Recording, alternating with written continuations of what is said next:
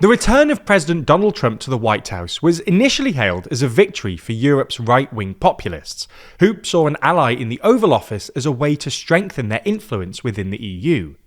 However, Trump's antagonistic stance towards the US's traditional European allies, his recent interference in EU politics, and his imperialist turn has forced many European right-wingers to awkwardly distance themselves from the president. So, in this video, we're going to explore why, despite some ideological overlap, Trump has become a particularly touchy subject for Europe's hard right.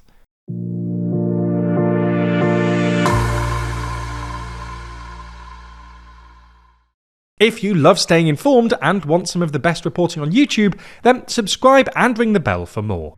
So let's get straight into it. During Trump's 2024 presidential campaign, many right-wing populists in Europe rushed to align themselves with him, hoping that his return would elevate their international standing and boost their domestic appeal. But when Trump reignited his tariff war with the European Union last spring, that alliance started to look politically costly. While right-wing populists often endorse protectionist policies in theory, Trump's tariffs posed a direct threat to Europe's manufacturing sector, a cornerstone of many national economies and a key source of employment for the working-class voters these parties claim to represent. Polling reflected this discomfort. A survey by the European Council on Foreign Relations found that, in Germany, only 20% of voters who supported the far-right AfD believed Trump's election was good for their country, while 47% said it was bad. In France, among National Rally voters, the split was similarly stark. Just 18% viewed Trump positively, compared to 43% who saw him as harmful. At the same time, the leader of the National Rally, Bardella, accused the US of economic warfare. Trump, he said earlier this year, is a good thing for Americans, but a bad thing for Europeans. Alice Weidel, the co-leader of the AfD, has called Trump's tariff policies extremely bad, and said Germany was disproportionately affected by them.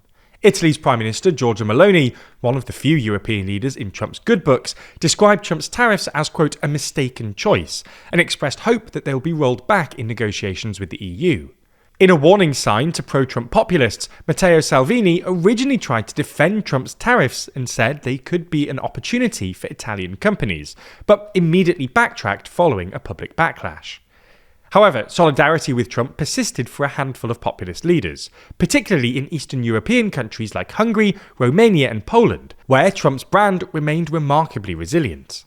Instead of laying the blame on Trump for his high tariffs, these right-wing Eurosceptic parties pointed the finger at Brussels' inability to reach a deal with Trump on tariffs, and have bragged about their closeness to Trump as an advantage. For instance, Poland's right-wing president, Karol Nawrocki, blamed the tariffs on the EU and European elites, and promised during the country's presidential elections, which he went on to win in June, that if he won, he would directly negotiate a deal with the US.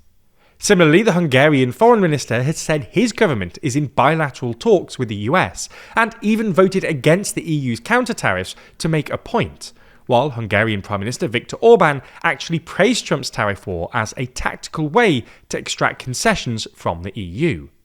Divisions on Trump within the European right became visible again in December, following the release of the Trump administration's National Security Strategy document. One chapter, titled Promoting European Greatness, outlined Washington's intention to actively support far-right political forces across Europe. Now, for many far-right parties, the document was a welcomed endorsement.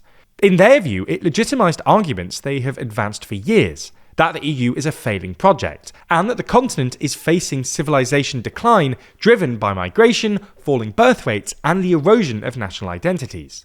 Germany's AfD embraced the message enthusiastically. Party leader Alice Weidel praised the strategy on X, with several AfD MEPs describing it as a direct recognition of the party's political work, although this stemmed in part from political necessity.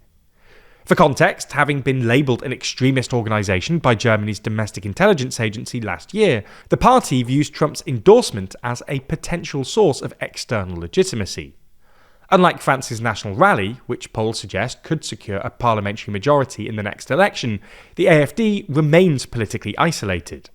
As a result, it's balancing overt praise for Trump's worldview with a more cautious domestic posture, moderating its rhetoric and taking cues from CDU-led centrist governments in the hope of eventually positioning itself as a viable coalition partner. In France, however, the response was markedly different. Where Trump and the United States remained deeply unpopular with the French public, the National Rally reacted largely with silence.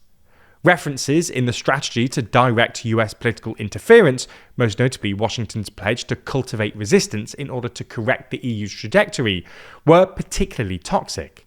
For a party that has spent years rebranding itself as a defender of French sovereignty, open alignment with an American president calling for intervention in European politics carried clear political risks. Party leader Jordan Bardella pushed back in comments to The Telegraph, stating, "I'm French, so I'm not happy with vassalage, and I don't need a big brother like Trump to decide the fate of my country." Bardella actually emerged as one of Trump's most vocal European critics after the US military strike on Venezuela and the capture of Nicolas Maduro.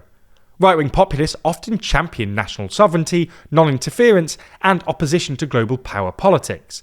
But the Trump administration's direct interventions in various countries, seen by many as a violation of national sovereignty and international law, has strained relations. After the Maduro operation, for instance, Bardella took to Twitter to argue that respect for international law and the sovereignty of states cannot be applied selectively, a clear rebuke of the Trump administration's actions. Meanwhile, Le Pen insisted on social media that the sovereignty of states is never negotiable, regardless of their size, their power, or their continent. Even Europe's most pro-Trump leaders, including Italy's Prime Minister Giorgia Meloni, Poland's President, Czechia's new populist Prime Minister, sometimes dubbed the Czech Trump, and Hungary's Viktor Orbán, were apparently caught off guard by the president's actions, and remained uncomfortably restrained in their criticism of the US president. For instance, Orbán's government remained silent for hours after the attack, eventually issuing only a brief statement confirming that no Hungarian citizen had been harmed, avoiding any political or legal assessment altogether. Orbán has long boasted that he's the US president's closest ally in Europe, and has pushed the narrative that he, alongside Trump, stand for peace in Europe and the world, while warmongers are in power in Brussels. But it's hard to square this with Trump's newfound penchant for foreign intervention. All in all, Trump's policies have left his ideological allies in Europe in somewhat of a political bind, in part because there's a fundamental contradiction between their emphasis on national sovereignty and the Trump administration's revealed belief that other countries' sovereignty is contingent on American goodwill. Whether or not you believe that the new year's brings a new you, there's always pressure to find some way to better yourself as January rolls around. But where do you even start? Building new healthy habits isn't always easy to jump straight into, so that's why we always turn to Brilliant. That's because Brilliant focuses on real transformative learning, all while adapting to your own already established skill set. It starts you at the right level based on your background, designs practice sets and reviews personalised for you. Brilliant helps you advance at your ideal pace, giving you the best chance at sticking to your learning goals. For example, if you think you're not a maths person, Brilliant will push you towards achieving what you didn't think possible. Their comprehensive catalogue takes you from foundational maths through algebra all the way to college-level calculus, with more and more courses being added each month. Brilliant has truly helped us expand our skill set, and kept us coming back every day to create those habits that help us grow. Suddenly, it's not so hard to stick to resolutions. To start the new year right and begin or continue your learning journey, you can try Brilliant for free for a full 30 days. Just go to brilliant.org/TLDR, scan the QR code on screen, or you can click the link in the description. Brilliant's also given our viewers 20% off an annual premium subscription, which gives you unlimited daily access to everything on Brilliant.